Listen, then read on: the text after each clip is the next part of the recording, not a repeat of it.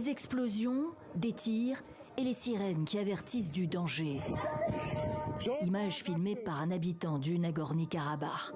À Stepanakert, la capitale de l'enclave arménienne en Azerbaïdjan, les craintes de ces derniers mois sont brusquement devenues réalité ce mardi pour la population civile, appelée à évacuer par les autorités azerbaïdjanaises en ralliant les points d'accueil sur la route de Lachin qui mène vers l'Arménie.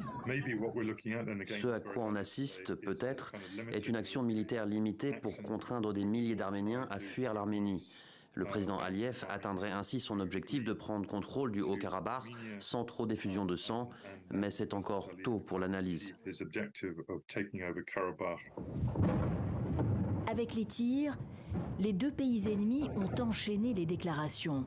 Le Premier ministre arménien dénonce une agression de l'Azerbaïdjan contre des positions militaires arméniennes et une opération de nettoyage ethnique.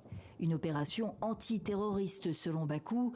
Les forces azerbaïdjanaises affirment avoir détruit des positions utilisées par les séparatistes arméniens dans la région contestée. Embarras et inquiétude déclarée à Moscou qui appellent toutes les parties à retourner à la table des négociations. La Russie encourage fermement les parties en conflit à mettre fin à l'effusion de sang et aux actions militaires et à retourner à un accord politique et diplomatique. Ce soudain embrasement est un désaveu pour la Russie, médiateur entre l'Arménie et l'Azerbaïdjan depuis 2020, dernier conflit armé pour le contrôle du Haut-Karabakh.